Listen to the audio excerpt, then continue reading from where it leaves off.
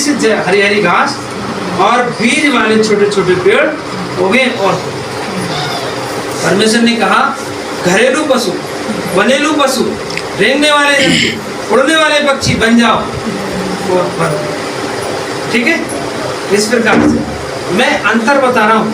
पहले मैं आपको एक एक करके शब्द बाई शब्द बताने की कोशिश कर रहा हूँ, समझाने की कोशिश कर रहा हूँ।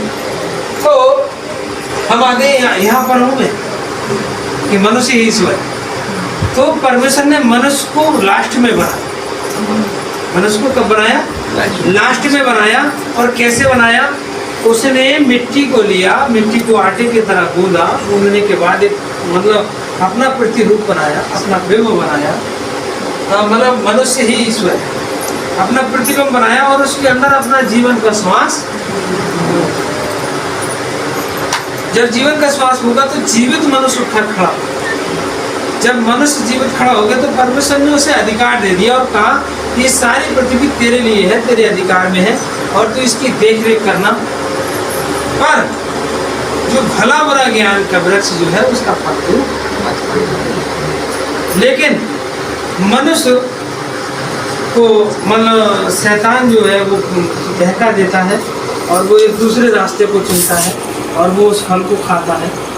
वो भला बुरा ज्ञान पाकर उसके अंदर बुरा और भला सोचने की बुद्धि आ जाती है, तो उसके अंदर उससे पाप हो जाता है।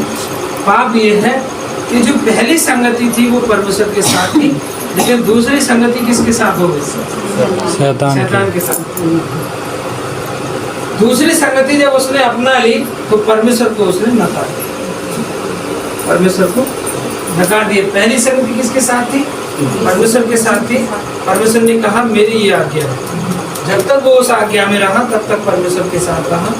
मनुष्य ईश्वर के समान था, मनुष्य ईश्वर के समान था, लेकिन उसने दूसरी आज्ञा जब शैतान की बात को माना तो वो किसका हो गया?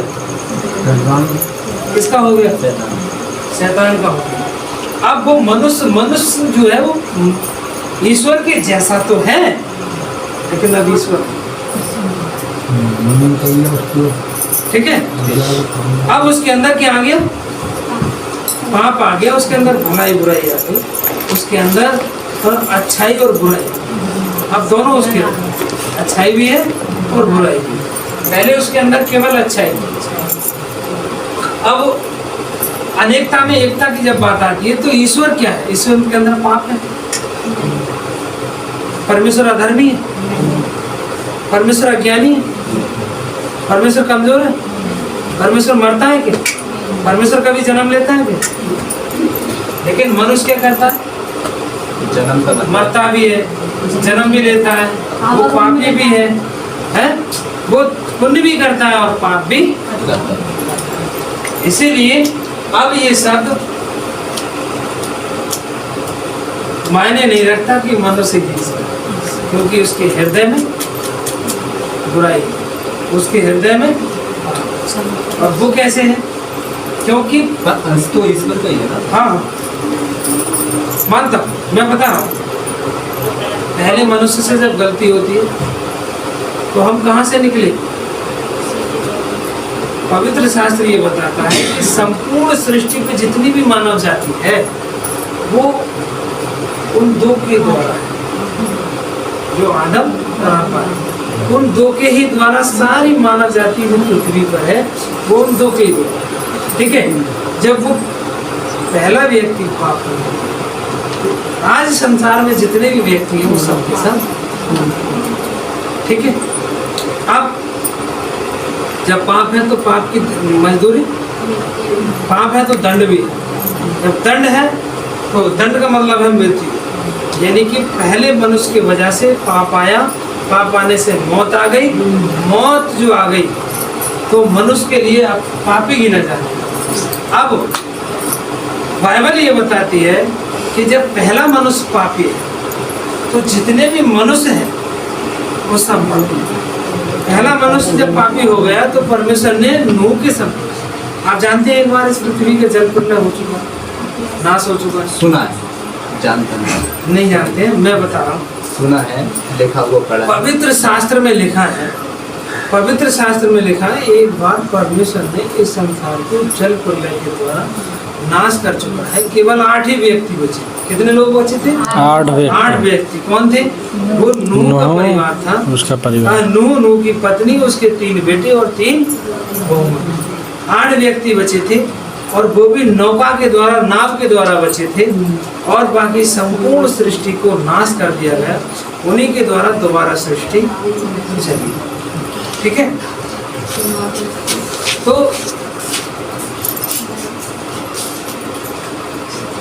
जब मनुष्य पापी हो गया और उससे जितने भी पैदा हुए वो सब पापी, तो कोई भी मनुष्य ईश्वर के जैसा तो देख सकता है, लेकिन ईश्वर नहीं। अब हम देखते हैं जितने भी इस पृथ्वी पर अवतार हुए, जितने भी अवतार हुए, और जितने भी पीर, पैगंबर, नबी, देवी और देवता आए, वो सब किनके द्वारा जन्म हुआ? मनुष्यों के द्वारा जन्म हुआ। जैसे मैं बताता हूँ, रामचंद्र, जिनके पिता का नाम दशरथ।